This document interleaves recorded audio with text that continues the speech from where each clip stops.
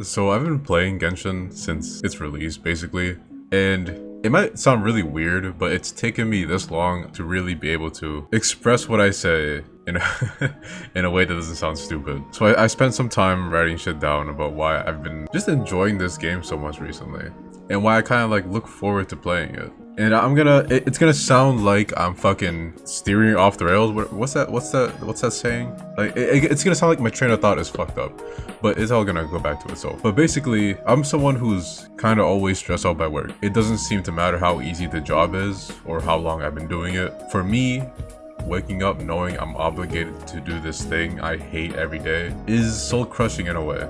Sometimes it does disappear. And sometimes I do feel happy, hopeful, and a little like, what's that feeling where you're just sitting there and it's like, oh wow, so this is like tranquility. Euphoria. Like, this is peace. And I don't know, it might just be because I got off of work, got done at the gym, and I'm coming back home to my dogs. No one knows this, but my dogs are what have kept me grounded for so long, and they still do. I won't lie, there were a couple times within the last few years where I felt so overwhelmed by life. But before I did anything stupid, I'll just put it like that, I would just think of my dogs. I'm not allowed to go anywhere because I want to make sure I'm giving them the best life I can give them.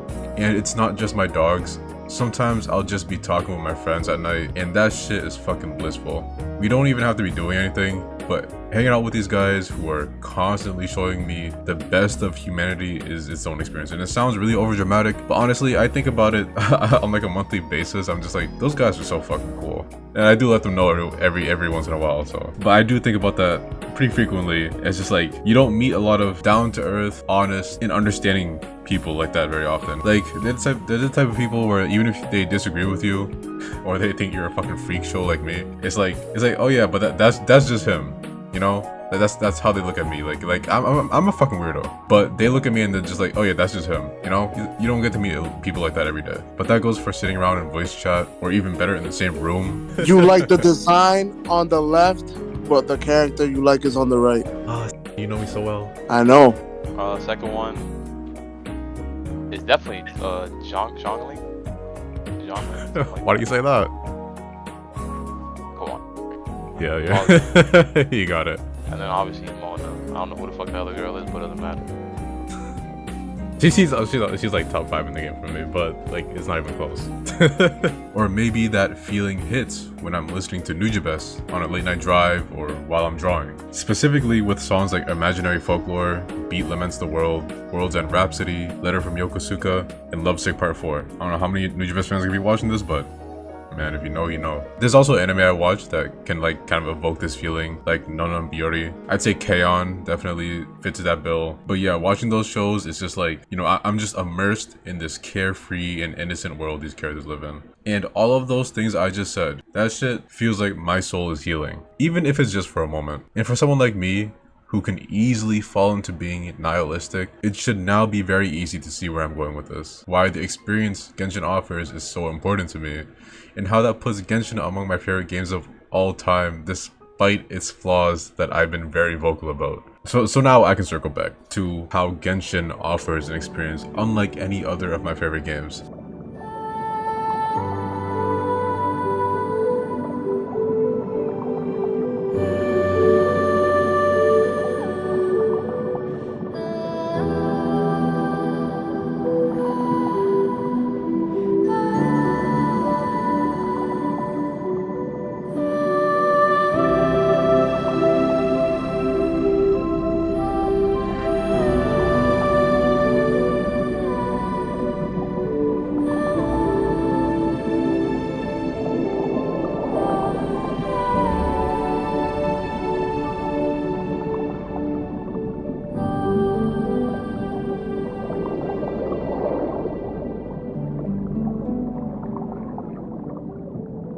So these are some of my favorite moments in Genshin. Moments like this get me in my feelings, and not in the way that it makes me want to cry, but in the way that I just want to take this experience and slow down and fully absorb it. It's the same feeling I described earlier. Just check this shit out. The Mona, the music, the environment and atmosphere in Mona makes for a genuinely strong euphoric feeling. These short moments give me some time to forget about my job, my personal issues, my current position in life, and whatever else. And it's not just about forgetting, it's about enjoying that moment too.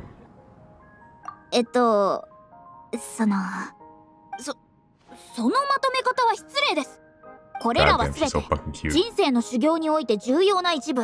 Now, I did say Genshin is sitting right alongside my favorite games ever, and I do consider myself to be quite the gamer. And what kind of self-respecting gamer would have Genshin sitting alongside games like Sekiro, Dead Cells, Dark Souls 1, Bioshock, Lait, Milk, TF2, Katana Zero, and Hyper Light Drifter? This guy right here. I've noticed that people have this weird like hate for Genshin. I don't know if it's because it's anime or because it's popular or because it's both, but Genshin gets so much more hate than like gacha games. There are things to hate in Genshin, but like listen, go to the fucking Google App Store and you'll find something that's just like 10 times worse than Genshin. I promise you. Yeah, we see like a lot of fucking. Let me not get off the fucking topic, but the things I mentioned about Genshin is completely unique to it when compared to my other favorite games. Let's get the elephant out the room, or whatever the funny phrase is. No, it's not just cause Mona's in this game.